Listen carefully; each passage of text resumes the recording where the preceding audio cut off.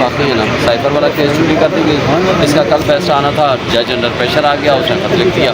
तो मैं समझता हूँ कि अगर उसने कोई इनकार करना था सुनने से तो पहले दिन कर लेता। अब 6 महीने सुनते सुनते केस को हो गए हैं, अब वो कहता है कि मैंने नहीं सुनना। अब आप इतराज़ लग गया है। कोई इतराज़ तो आपसे 2 महीने 2.5 महीने पहले आया था, उस वक्त आपने उनकी एतराज़ रिजेक्ट कर दिया, राइटिंग में रिजेक्ट किया। तो अब आप अपने केस को कैसे दोबारा रिव्यू कर सकते हैं? और जो आपका अपना केस है फॉर्म 45-47 वाला, उसकी क्या रिपोर्ट? उसको 5 जून को फिक्स कर दिया है। इंशाल्लाह मैं होपफुल हूँ कि उन्हें आखिरी चांस दिया है, तारिक फजल चौधरी को जवाब भी दें, एफिडेविट भी दें और साथ फॉर्म 45 और 46 भी जमा कराएँ।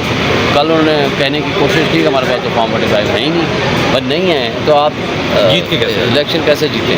बताइएगा कि इन्वेस्टिगेशन रिपोर्ट आ गई है जो तशद्दुद हुआ है रऊफ हसन के ऊपर, उसके ऊपर इन्वेस्टिगेशन रिपोर्ट में आ रहा है कि गाड़ी का डाटा भी नहीं मिल रहा और जो खुसरे हैं उनकी शनाख्त की वजह ये बताई जा रही है कि उन्होंने मेकअप ज़्यादा किया। देखिए ये ख़ुद बेईमान है। अब खुसरों की शेप में किसी और को भेज दिया हो तो अब हम क्या कह सकते हैं? जानबूझ के जब पब्लिक के सामने, लोगों के सामने, सारी दुनिया के सामने वीडियो मौजूद है, रिकॉर्डिंग मौजूद है, CCTV फुटेजेस मौजूद हैं, उसके बावजूद आपसे ये अगर ट्रेस नहीं होता तो फिर ये जो बिलियंस ऑफ रुपीज़ हम सेफ सिटी पे, इन कैमरों पे या इस तरह की एजेंसीज़ पे हम कर रहे हैं, इनको चाहिए कि ये फिर रिज़ाइन कर दें या कम से कम ये पाकिस्तानियों का ये पैसे तो बचेंगे। और मेरा ख्याल है कि अगर हर किसी ने अपनी सिक्योरिटी का बंदोबस्त खुद करना है तो फिर ये स्टेट और रियासत की फिर जिम्मेदारी कहाँ चलेगी?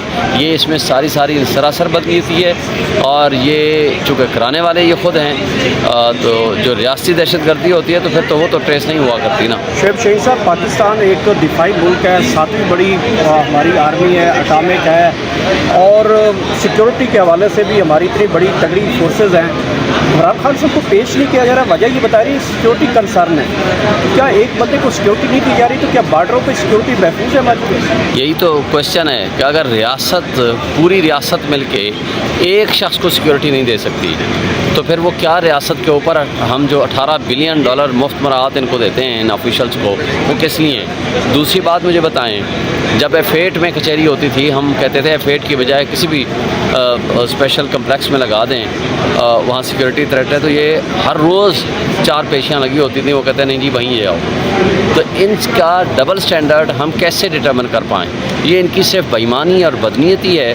वो ये सिर्फ इसलिए नहीं लाना चाहते, लोग उनको देखेंगे, उनकी तस्वीरें बनाएंगे, वो पब्लिक में आएगा और वो पब्लिक से वो हटाना चाहते हैं। ये अलग बात है कि वो इमरान खान लोगों के दिलों में रहता है, कब तक ये लोग उसे हटाएंगे? आखिरी वार्निंग दी गई है कि फॉर्म 45 भी लाए, 46 भी लाए और 47 भी लाए।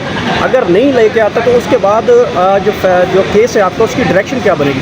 देखें, कल उसके वकील ने कहने की कोशिश की हमारे पास तो फॉर्म 45 है ही नहीं, हम क्यों ना जवाब देना चाहते हैं ना हम फॉर्म लाना चाहते हैं। अब देखें, उन्होंने सख्ती से उनको ऑर्डर कर दिया है, अगले हफ्ते का टाइम दे दिया है। अगर वो ले आएंगे तो दुरुस्त है, नहीं लाएंगे तो ज़ाहिर प्रिजम्पशन उनके खिलाफ जाएगी, नज़र आएगा।